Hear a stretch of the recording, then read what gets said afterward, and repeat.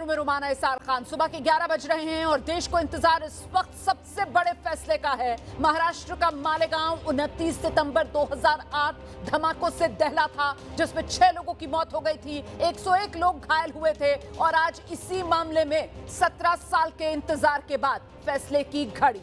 17 साल बाद एनआईए की स्पेशल कोर्ट का फैसला आने वाला है। बस चंद लम्हों का इंतजार बाकी। इस मामले में भोपाल से बीजेपी की पूर्व सांसद रही प्रज्ञा ठाकुर भी आरोपी हैं, कर्नल प्रसाद पुरोहित आरोपी हैं और मामले में कुल 7 आरोपी। 17 साल पहले धमाका हुआ था। तारीख 29 सितंबर 2008 थी और तब महीना रमजान का चल रहा था, जब मालेगांव के मुस्लिम बहुल इलाके में एक व्यस्ततम चौक पर रात 9:30 बजे एक मोटरसाइकिल खड़ी थी, जिसमें अचानक से धमाका होता है। महाराष्ट्र के मालेगांव में ये जो धमाका हुआ था वो शकील गुड्स ट्रांसपोर्ट कंपनी के बिल्कुल सामने वाला जो चौक है, वहीं पर बाइक में विस्फोट हुआ था और इसके बाद ये मामला देश भर में सुर्खियों में आया था। अब तक इस केस में 3 अलग अलग जांच एजेंसियां और 4 जज बदल चुके हैं। फैसले से पहले मुंबई में एनआईए की विशेष अदालत के बाहर सुरक्षा के कड़े इंतजाम कर दिए गए हैं। फिलहाल ये मामला जिसको लेकर कहा जा रहा है कि बस फैसला किसी भी पल आ सकता है।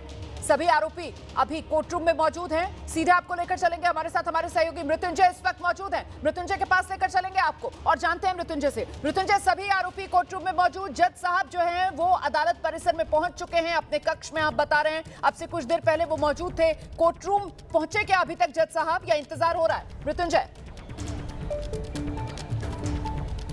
देखिए, जो पिछली जानकारी हमारे पास आई थी उसके मुताबिक वो चेंबर में थे और कोर्ट रूम में जाने वाले थे, लेकिन आपको बता दें कि मोबाइल फ़ोन की परमिशन नहीं दी गई है, इसलिए जो हमारे संवाददाता हैं सूरज ओझा हैं, सचिन गार्ड हैं, वो दोनों कोर्ट रूम में ही मौजूद हैं, लेकिन मोबाइल फ़ोन उनको उपयोग में नहीं लेने दिया जाएगा।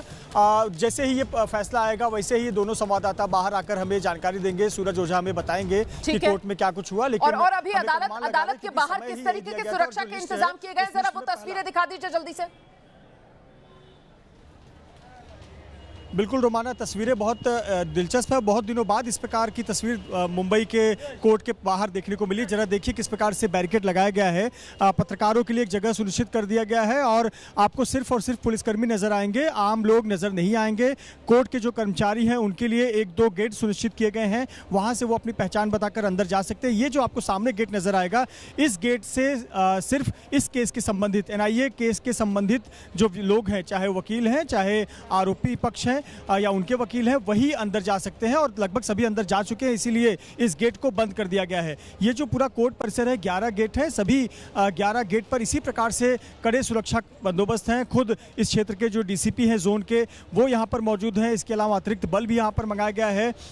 एमएसएफ जो कि प्राइवेट गार्ड होते हैं, उनकी मदद भी ली जा रही है। और आपको बता दें कि गाड़ियों की आवाजाही, इस सड़क पर गाड़ियों की आवाजाही होती है, उसे भी पूरी तरह से रोक दिया गया है। यानी आमतौर पर इस प्रकार का बंदोबस्त बहुत कम देखने को मिलता है। ऐसी कुछ बहुत बड़ी सुनवाई जब होती है तभी ऐसा देखने को मिलता है और कई वर्षों बाद मुंबई के कोर्ट के बाहर इस प्रकार की तस्वीर देखने को मिल रही है।